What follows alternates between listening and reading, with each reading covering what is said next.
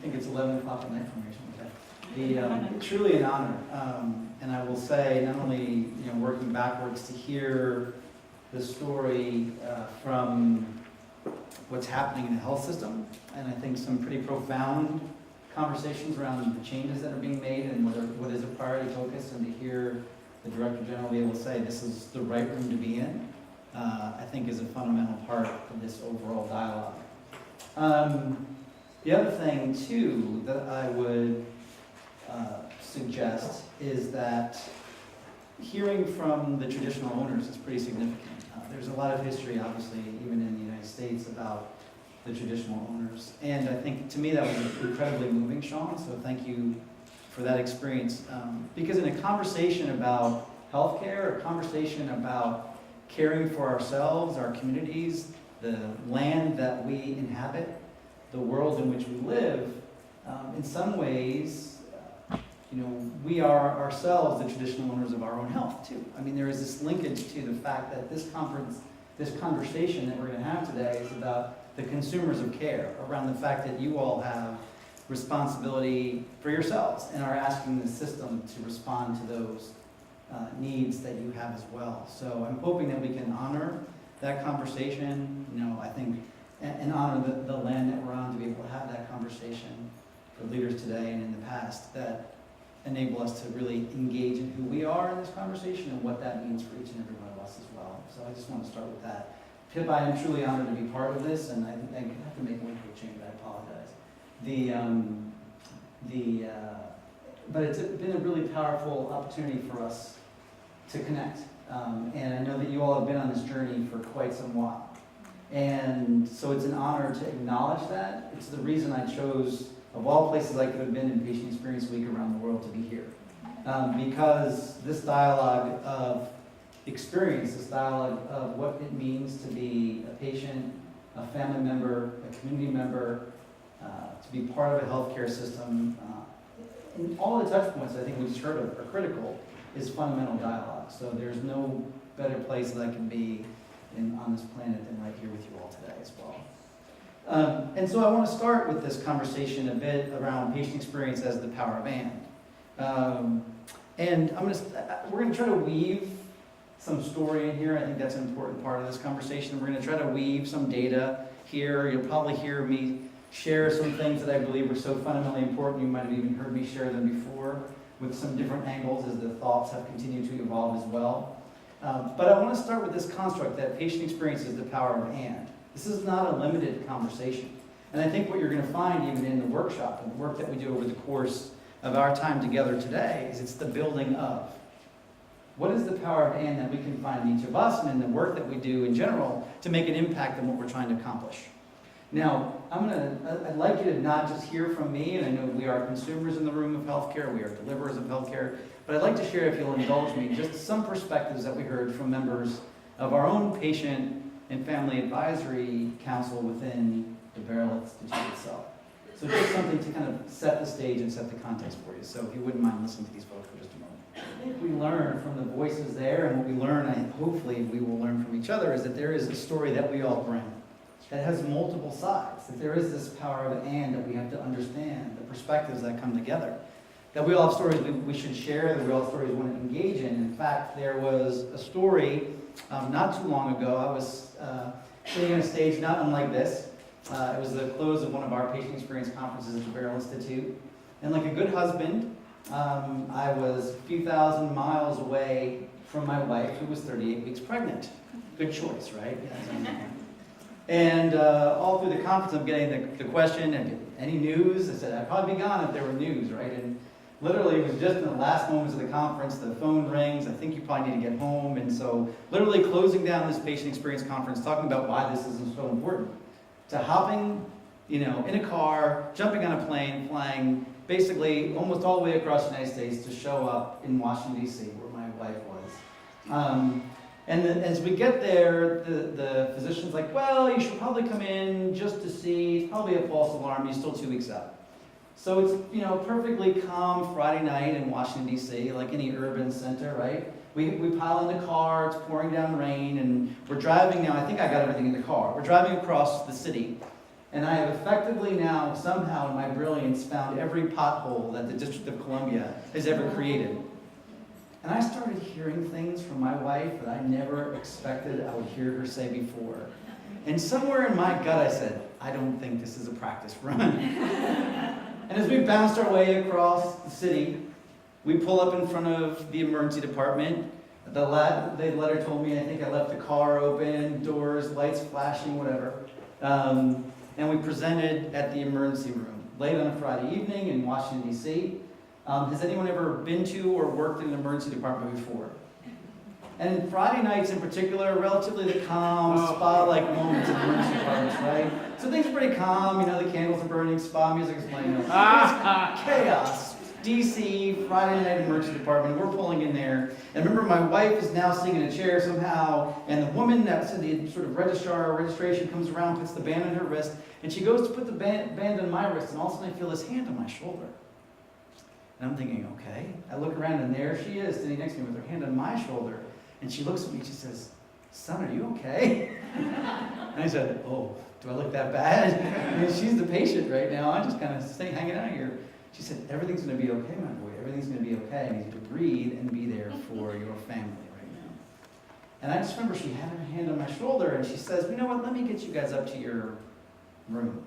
So she's pushing my wife and she's still got her hand on my shoulder. And I'm thinking, really, this is amazing. And all of a sudden she's just patting me in this little beat. And I start hearing this, everything's going to be okay, my boy. Everything's going to be okay. Everything's going to be okay, my boy. Everything's going to be okay. And she's just tapping me on my shoulder. And I'm thinking, I'm a patient experience guy. This is not in your training manual. Right? This is not something you learn to do. And I look down and I look at her badge, and her name's Roberta, and I do a double take because it actually says Roberta Flack. So those of you that are musicologists, now you'll know that she also at the same time saw the look in my face and said, honey, I'm not that one. But I can say now, the night that my son was born, Roberta Flack sang to me, right? She gets us to our room, just gives us a big hug, looks at me square in the eye and says, be there for your family, son, you're going to do great, and walks away. Now, to me, that was the power of Anne. I mean, it wasn't about me, it was about my wife, this boy that was soon to be born, hopefully, and all the things around it. But she, in somewhere in her understanding, her knowledge of the broader situation, recognized that there was a power of Anne. Here was a young man, or not so young at the time, but that needed to just understand his place in this, that could use a hand on the shoulder, that could even use a song that I never have yet to see built into any protocol practice or training around how to address the patient experience, but meant the world to me. It's interesting when we talk about this story of the emergency department. Pip knows this, and some of you know, I literally landed in Sydney yesterday, and the phone rings, and the number on the phone is my mother-in-law. And when your mother-in-law calls you, it's only one of two things, probably, right? And I'm panicking, and she says, I don't want you to be alarmed, but Beth, my wife, she's actually about to go into surgery. And I'm thinking, okay, I'm now 11,000 miles away from my family, and she's now sitting again in an emergency department, literally yesterday, with appendicitis. And the funny thing is, my wife, the trooper that she is, as I talked to her this morning, said to me, you know that emergency room story you talk about a lot when you talk about patient experience? I had the same lady push me back to surgery yesterday. She was singing to me too. She said, maybe it is in a manual somewhere. So if she might be watching on Facebook out there. She's probably sleeping off her pain meds, but if you're out there, honey, I'm glad you're feeling better. But these are the kind of things that we do in healthcare for each other as human beings caring for human beings. I love the idea of be like the tree. In some ways, that envelops what we're saying, what we're trying to accomplish. To understand the majesty of all that is encompassed in this idea called healthcare and how we can do that. So if you'll indulge me, let's talk a little bit about framing this.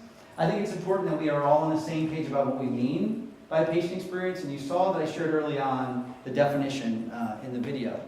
And when we talk about the definition of patient experience, this was actually generated by the community of members literally around the world now. The Barrel Institute comprises probably about 60,000 individuals in 55 countries around the world in conversations just like this, and why this is so important in what we're doing today. And we talked really about kind of four core concepts. Interactions,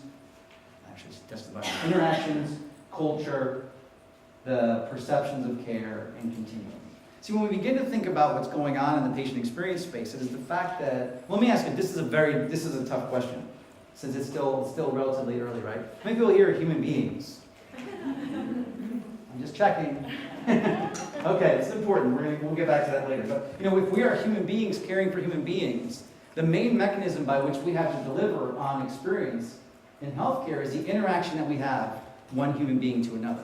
As much as we can wire the system and do all the policy and programs around it, where experience happens is that point of interaction, one human being to another. That hand on my shoulder saying, everything's going to be okay, my boy, everything's going to be okay.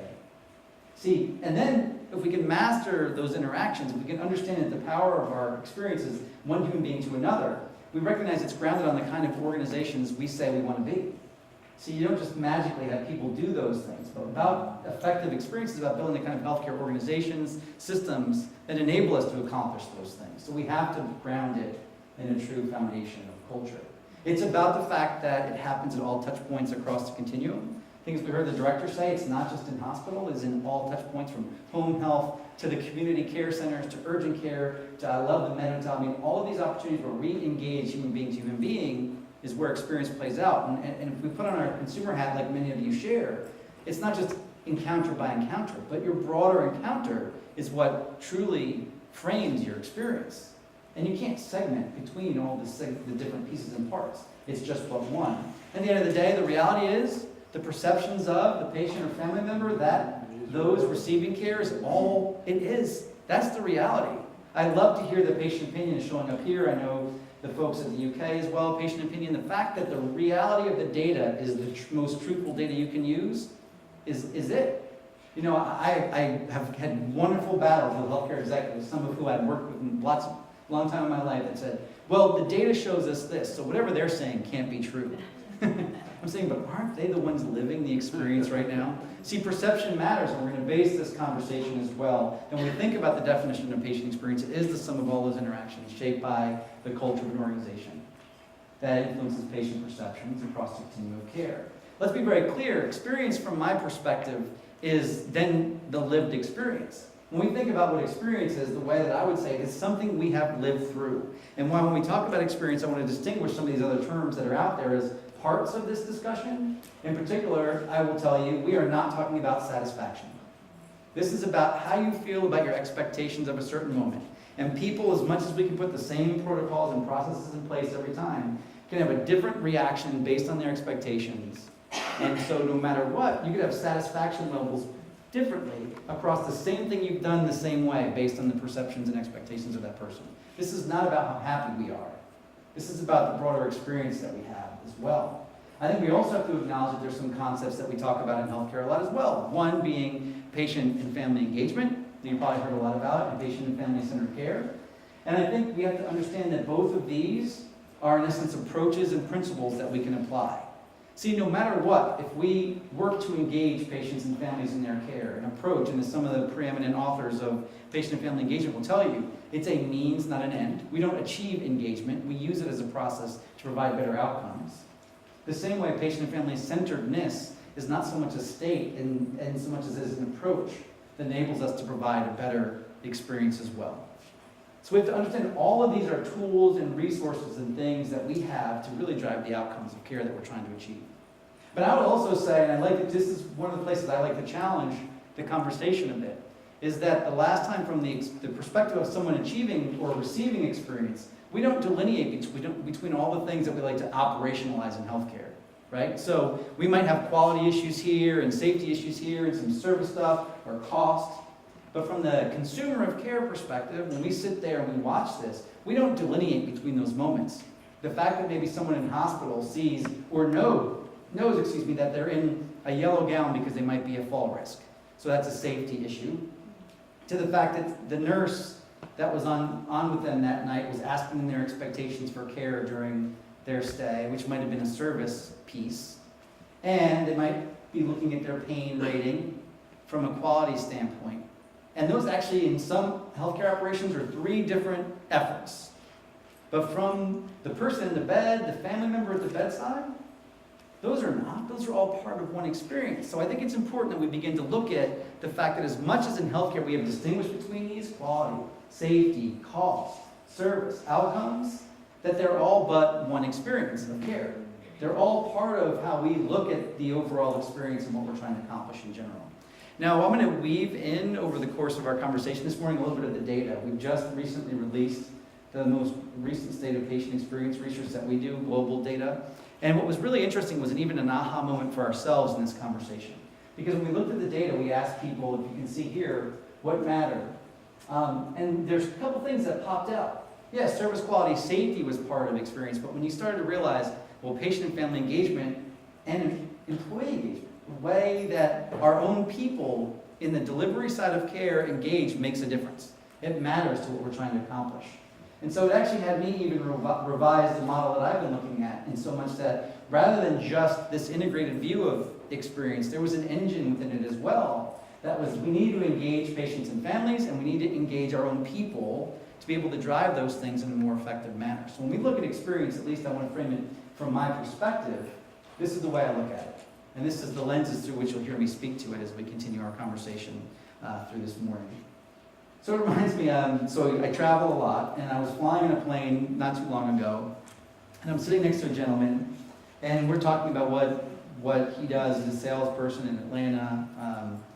And I said I have the honor to help lead an organization that's committed to improving the experience for patients and families around the world. And whenever I say that, I usually get this: well, do I have a story for you? So this gentleman tells me the story of his mom. Now, his mom is about 80 years old. She lives up in New Jersey. So if any of you have ever been to New Jersey, I have a cohort from Jersey. Yeah, you got Jersey. So I'm a Jersey boy, I'll admit it originally. So if my accent starts coming back, I'm from New York originally. I might, by the end of the day, talk like this a little bit. So kind of a tough lady, 80-year-old lady. She goes in typical preoperative appointment for hip replacement surgery. And she's going to her physician's office just for a pre-op appointment. And so she goes up there, and as she's going in, she has a question. She goes up to the receptionist desk, and she just wants to ask a question. And so she sees the receptionist on the phone, so she just quietly whispers, "I took a question, I'm going to wait a second." And the woman on the phone at the reception desk kind of looks up at her and just taps down at the desk in front of her. So she kind of steps back and says, "It's okay, I just have one little question for you." And the woman looks up again and taps down at the desk one more time. She steps back one more and says, "It's okay, I'll wait." She kind of quietly stands back. At which point the person at the check-in desk, the reception desk, has the phone on her shoulder, says, "Excuse me, ma'am," puts the phone down to her shoulder and looks up at this gentleman's mom. Says, "Ma'am, can you not see what I've been pointing to?" It says, "Please sign in, put your name down, and we will get with you as soon as we can." Now, what do you think 80-year-old Jersey mom did that day? Yep, she had this pre-op appointment, but she hadn't had enough at that point in time. She made a choice as a consumer of care, and she walked. She walked out of that appointment. And she said to her son, "Well, I had some time now. My calendar was open, so I went and did that googly thing and started looking at my procedure, the questions I had. I wanted someone to answer.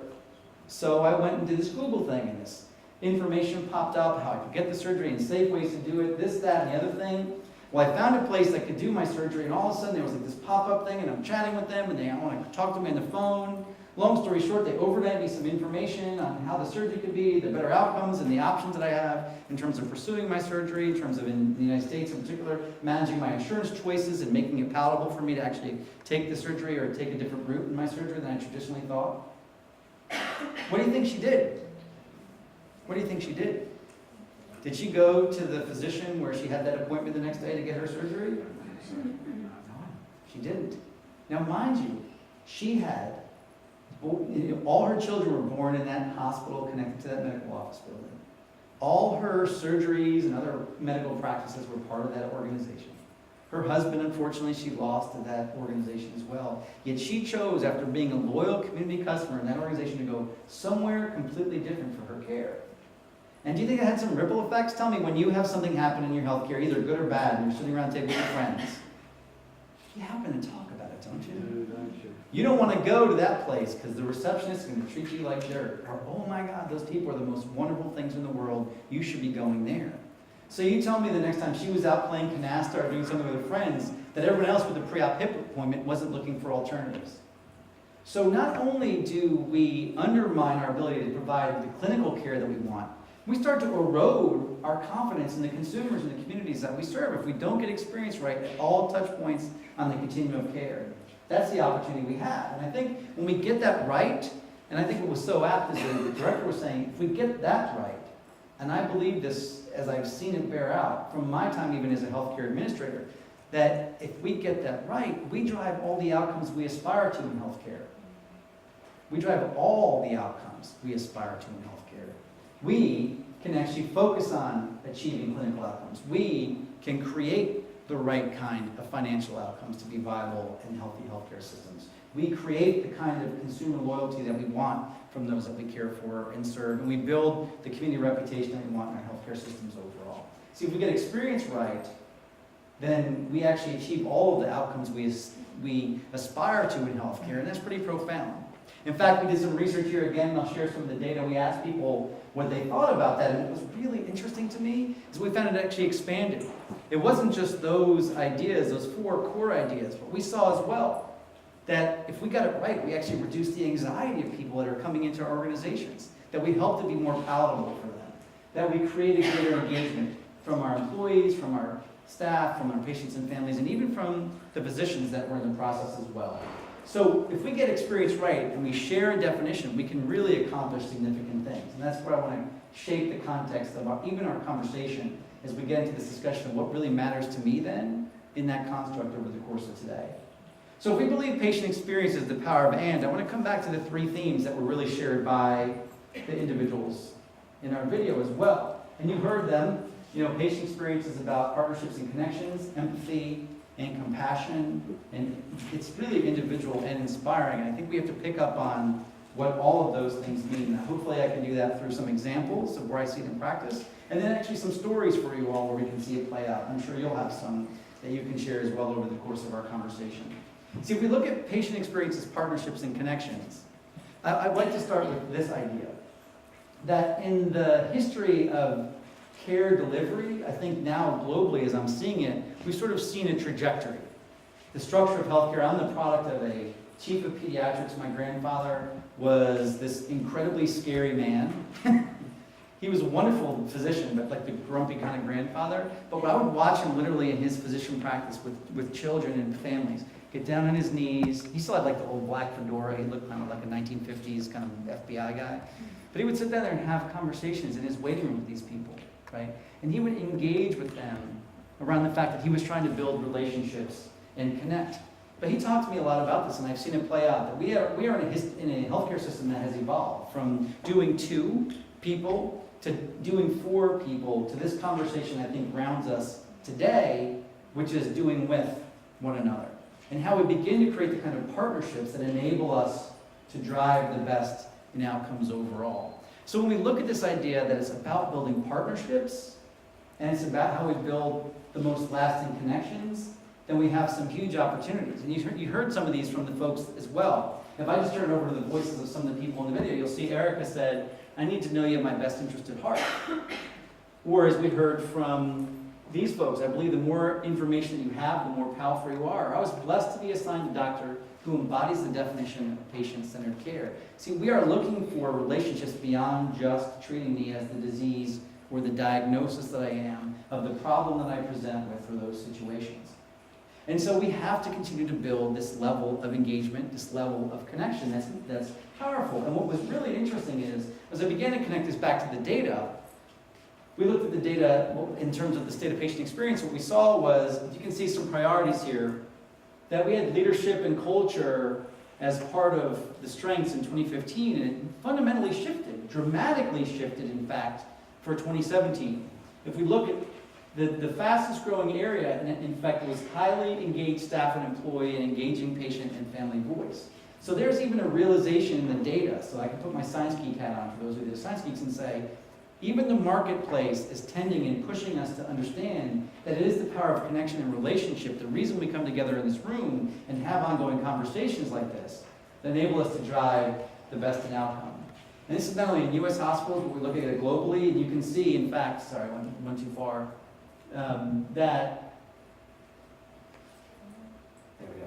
that Similarly, the numbers in non-US hospitals and across the continuum were the same. We also saw this idea, as we talked about, that patient and family engagement was top of mind for people. So not only did we see it being the one thing that people pushed for, staff training and development, patient and family engagement, but they were also the two fastest growing things. So the reality for us was that, it's nice to say it theoretically, it's another thing to see it in the data, that people believe that connection is important. And from that, really this idea that patient and family engagement in particular, as we look at now across the continuum from non-US participants as well as other segments, this was as equally important as well. But I think it's not, it's so much, I can sit here and talk to you about this data, but there's one individual I'd like to share with you. There's a colleague of mine, she's an incredible young lady named Morgan Gleason. She's now 16. I think she's 16 going on 30. Some of you probably have daughters that are like that. And she wanted to share her own healthcare experience about what relationships and connections ultimately means to her as well. So if you'll indulge me, let's just listen to Morgan for a second. So the doctors don't let you sleep at all. Like, if you think you're gonna get sleep, then you're crazy. Because they come in at 6 in the morning and they don't all come together. There's a med student first, most of the time, and then there's another one, and then there's another one, and then there are residents, and then there's the actual doctor, who's the actual important one, and then my other doctor, my rheumatologist, he comes in at noon, like a normal person on his lunch break, and he actually cares about me, so he lets me sleep. But then the other ones are just like, oh, no, I don't care. Like, do you need sleep to heal? No, I don't think so. Like, that's crazy. Like, who needs sleep? That's not important. So they come in at whatever time, at 6 in the morning, and I am here, and I need sleep. I need to be awake. I need to be happy. And I've tried to tell them that I give better answers, and I will talk to you more. I will participate more if I'm not laying in bed like, what did you say to me? Are you talking to me? I'm asleep. I'm sorry. Yeah, so that's not going to work if you're not getting me engaged and talking to you. Then that's how people work together and do things, because they talk. And if they don't talk, then it's bad. It's just not good. It's not good. And it really annoys me too when they ignore you and they try to talk to your parents. Like, I am 15 years old. I know that's not that old, but at least I should have some say in what I want being done to me. Like, I am the patient and I need to be heard. Like, I am the patient. It's going to end up happening to me anyway. So if you try to leave the room to protect me from whatever, it doesn't work. I would like to hear what you're about to do to me. If you're about to poke me with a freaking needle, tell me. If you're about to cut off my arm, tell me. I need to know.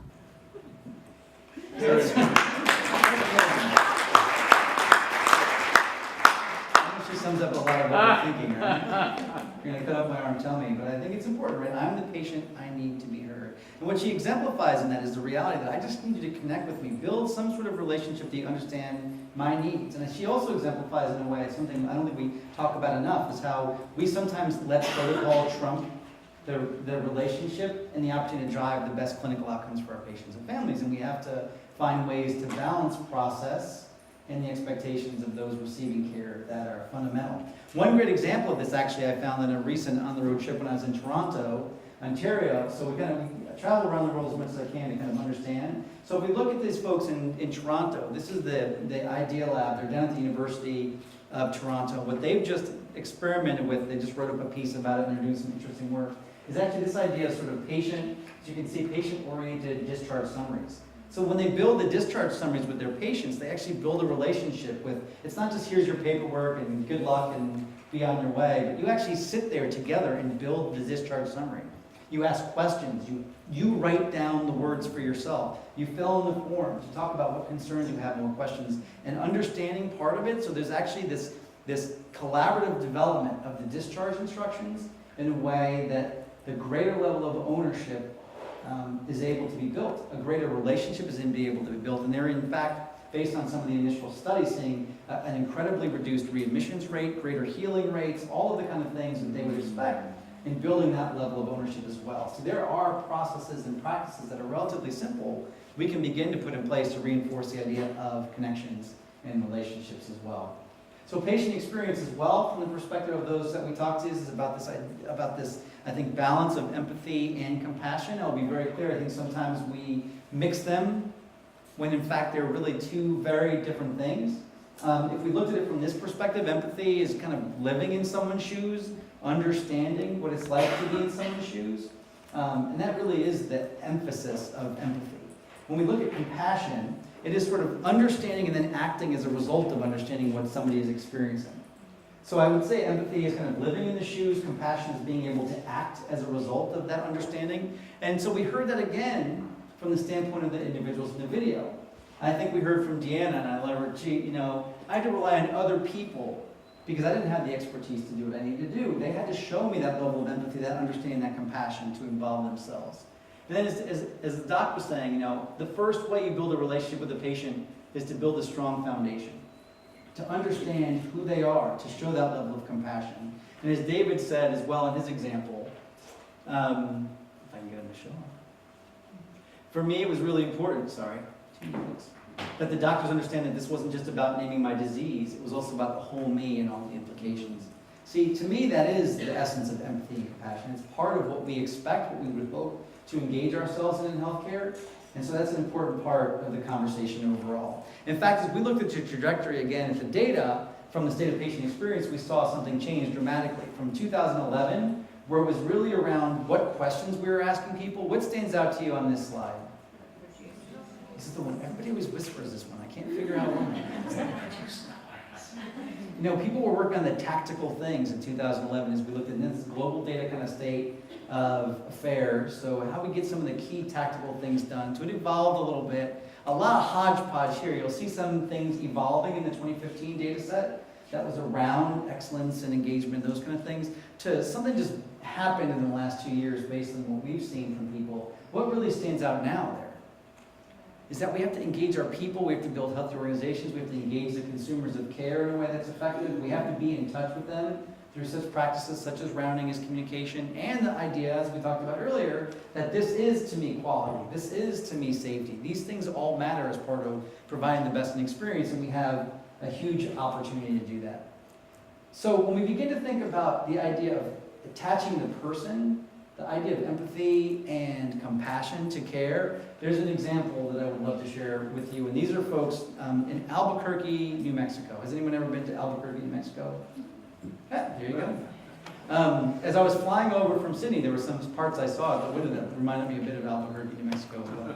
But anyway, this is where the human question comes into bear. I'll come back to that in a second. But this right here, these folks are the birthday crew. And I was visiting them. They had about 300 of their patient experience champions at this health system in a room. And I asked the same question, patient experiences about, and healthcare is about human beings, caring for human beings. How many people in the room are human beings? And literally only about 3/4 of the people in the room raised their hand. And I'm thinking, this is not really good.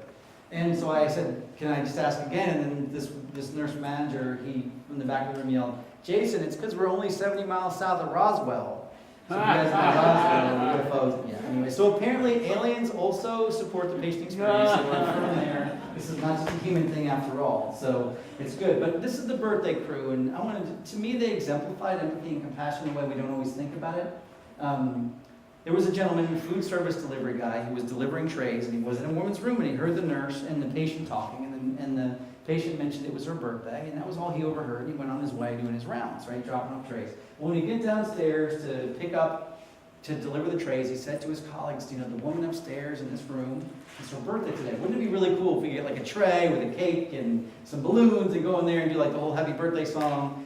And they got the whole crew together, they called up to the unit, they got the nurses on the unit to do it, they show up in the patient's room and they start singing happy birthday to the woman, and just tears start flowing down her face.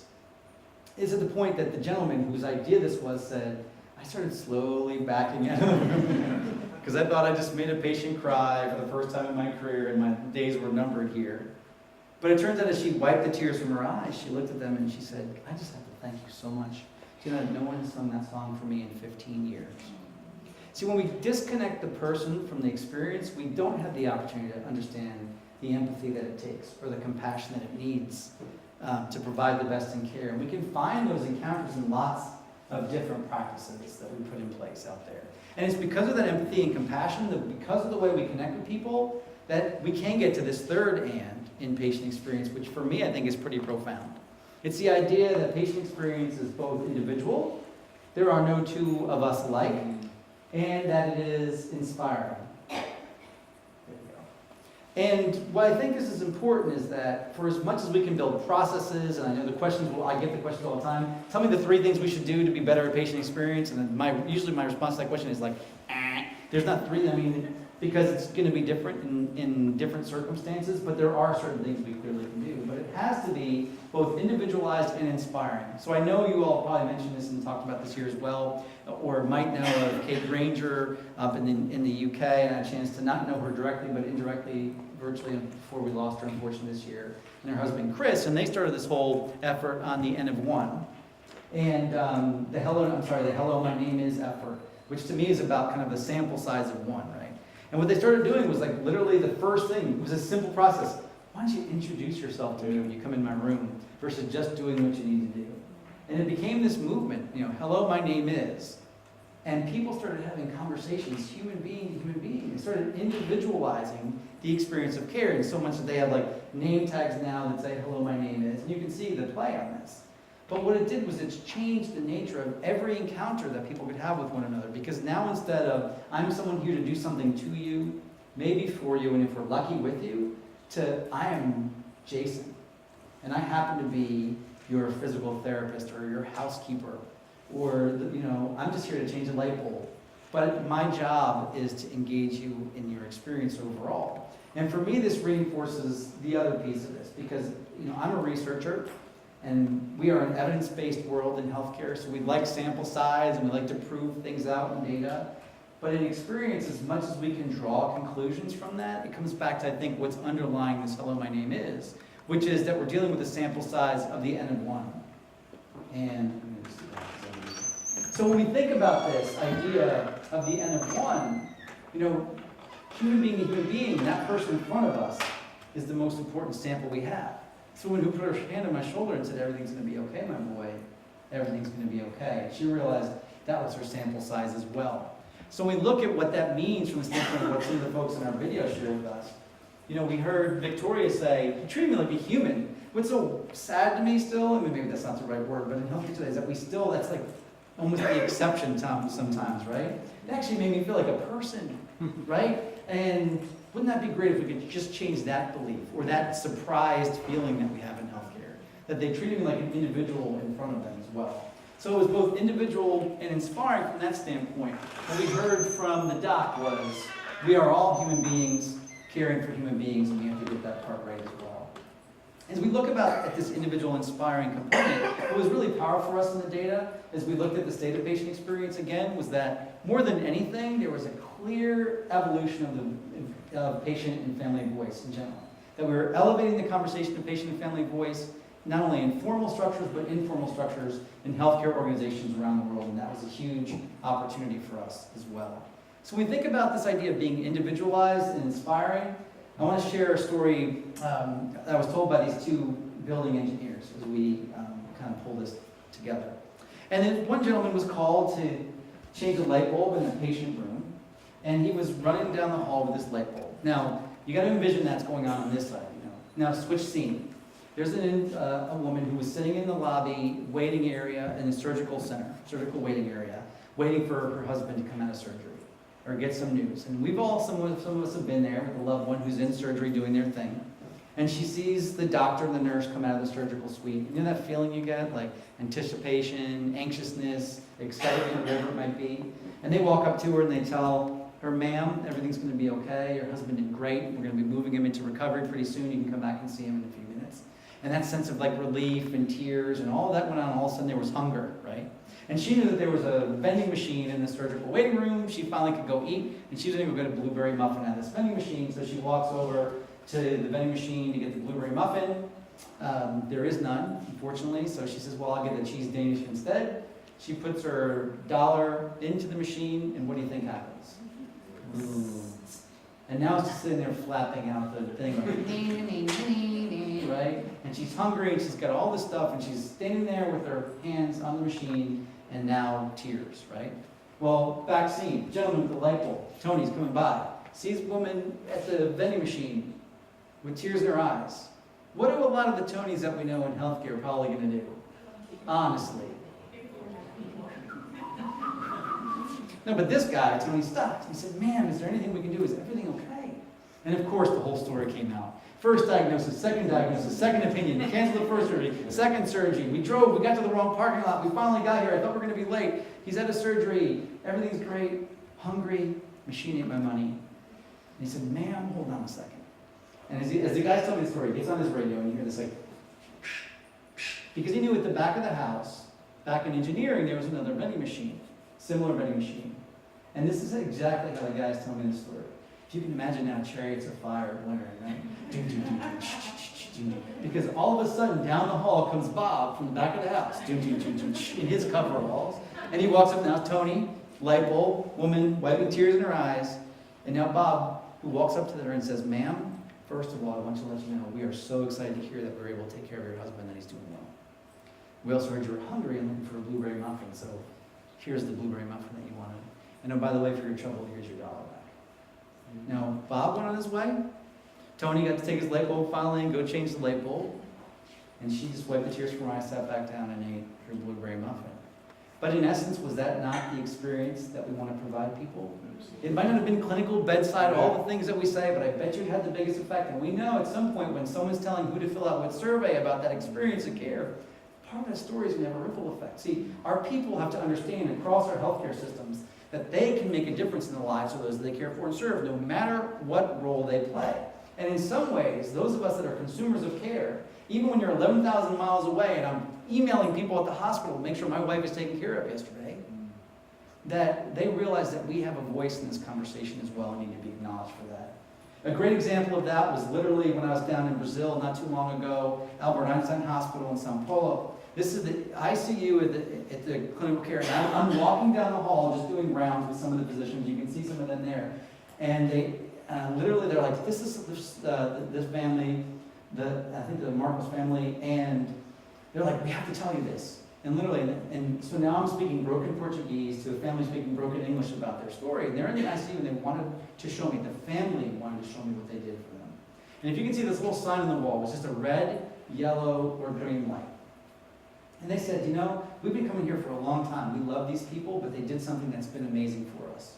We never knew how to be better participants and partners in our care. What they did was they gave us a stop sign. If we had questions, my mom here who can't speak for herself, we have to speak for her. I mean, they were camped out. Those of you that ever spend time in ICU with a loved one, you know, it becomes like a little camping adventure and your clothes are everywhere and your food is everywhere. They're camped out in there. They said, but we can literally decide if there's an issue. We just have to circle red, yellow, or green. They come in and they see green, they leave us alone. If they see yellow, they know we might have a question. If they see red, they're in their stat and they bring all the people that they need. But it provided us a means to not feel impeded in engaging with the people trying to provide us care. It enabled us an opportunity to engage in a new way that enabled us to feel like it was our own individual experience as well. So there are little things, little practices that we can put in place. This example in Sao Paulo, I think, was powerful, that enable us to do some pretty significant things and making choices for those that we care for and serve as well. So I believe patient experience is moving forward. That's the intention of this dialogue today. How do we continue to move it forward in all of our different segments around the country? There's a quote, I'm sure you've heard this before, the Margaret Mead quote, and I think this is probably exemplified by this movement as you played it out here. You know, never doubt that a small group of thoughtful, committed citizens can change the world. That is the essence of why we're here. That's why I personally wanted to be here. Because it's going to take these kind of pebbles in the pond that will change healthcare systems dramatically around the world. There are people listening now on Facebook Live. There are people that are going to follow you on Twitter and look for the things that you share and report out and talk about and do as examples for things that they can do elsewhere in the world as well. So don't think about this as just something that's impacting what's happening here in Perth or even in Western Australia. But think about the fact that you are leading the conversation for others around the world and can be impacted by that as well. That's my hope and my inspiration by being here with you as well. I think you might have heard me share on occasion, there's a great article from Don Berwick in the Journal of American Medical Association not too long ago, which he talked about what he called the Era 3 in healthcare. I'm not going to go through all the data now in the interest of time, but I would like to just point out the fact that what he believed is that we were moving from an era that was about the professionalism of healthcare to one that was about the individuality that was part of healthcare, what he called the moral era. And this moral area, I think, is important because it begins to tie us to the humanity of who we are in healthcare and what we're trying to accomplish in general. But what I saw in his words, and I think Pippi alluded to this as well, and I will forever continue to share these points, is this idea of the experience era. And it comes back to exactly the point that you raised before, Pip, that when we think about the elements of the experience era in particular, that we have to engage people on a lot of the things that we talked about, and in particular the point that you raised, share wildly and steal willingly. That's the essence of this work. When we think about the idea, and some of the things that we heard even from the director, that transparency isn't just about scores or cost, but it's about helping us as consumers of care understand what the care experience is, that we have to understand that this is about the purpose of why so many people chose healthcare in the first place, and when we get experience right, we can make that difference. And we realize that by ensuring all voices matter, we are fundamentally returning to a conversation of purpose of healthcare overall. That is what we're doing together. That is the opportunity in our movement. And in fact, to support your being here today, our very study showed that consumers of care around the world continue to say, experience matters to me. In fact, it's growing from 2015 to 2017. It matters to me in general, and it will influence the decisions that I make in healthcare, in my healthcare choices. If you provide me a better experience, I know I'm going to get the clinical outcomes that I expect from you. I know that there's going to be a sense of humanity and individuality and care that I would not get if someone wasn't committed to this as well. Because it does come down to these three things that we talked about. If we think about patient experience as partnerships and connections, about empathy and compassion, about the fact that it's individual and inspiring, then we have an opportunity to kind of think about the boundlessness of this discussion. I think what was so profound to me and still so touched by what Sean introduced us to, when we are grounded with who we are in this work, in the ground on which we stand, then we have huge opportunities, but we have to see this work as boundless and as a huge opportunity to take us to great places. Because as we heard the one physician say in there, patient experience is the human experience, right?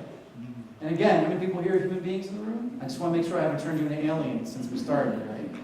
And there's a great runner, an Olympic runner, you may not tell right now, but I'm an old runner, a sprinter, and marathoner, and there's this one quote that really has stood together for me, and as I look at the program for today and what we're about to embark on, I would hope that you just see this as context setting. This is not the end-all be-all of what we need to know, because the expertise, the knowledge, the capacity to dream and build is going to come from each one of you and your voices because you chose to be in this room together today. So as Wilma said, never underestimate the power of dreams and the influence of the human spirit. See, that's what brings us together in patient experience, and that's the opportunity that fundamentally I think we have. Now I would say that is among all of us. And I think that's the opportunity we have in coming together specifically today. So there was a story of a woman, she was sitting in her bed, and she knew she was a fall risk, and she went to get a cup of water from her bedside table. And she reached for that water, the cup fell on the floor, and the water went everywhere. So she pressed her call light in her room, she pressed the call light in her room, and she pressed the call light in her room, and the nurse eventually came in. And she said, hey, just want to let you know, there's a spill on the floor, and the nurse said, well, thanks for letting me know, and walks over to the phone in the patient's room, and what do you think she was doing with the phone? Yeah, she's calling housekeeping or environmental services. And so moments later you hear this, so that reduced noise thing we talked about before was this yellow bucket now rolling down the hall of that unit with the housekeeper showing up in the room with the bucket and the mop, and looks at the spill, looks at the nurse, looks at the spill, looks at the nurse, and does one of these. And for people that have been on the delivery side of healthcare, you might have been guilty of doing this. I can own that I was. What broke out in the doorway of that room was one of the world's largest whisper fights. What do you think they're arguing over? Whose spill it was to clean up? No, that's a nurse-sized spill. The nurse, you didn't need to call me. You could have cleaned it up. Well, no, the spill's big enough for housekeeping to clean up. That's why I called you. Where is all of this happening? In front of the patient, maybe in front of their roommate, in front of the patient's family member. In all of that, do you feel that patient felt confident or cared for? in a moment that the spill was the biggest issue in that entire patient room. So in the midst of this whisper fight going back and forth, all of a sudden you hear this, and the nurse and the housekeeper stop dead in the midst of the whisper fight, and they turn, and there, staring at them, is now the patient in the bed, sitting up with the pitcher of water that was on her bedside table turned upside down.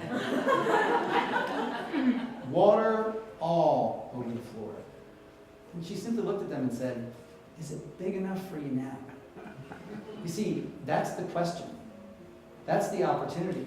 Whether we are consumers of care trying to influence our system or delivering care to try to make a difference in the lives of our communities, it has to be big enough for us now.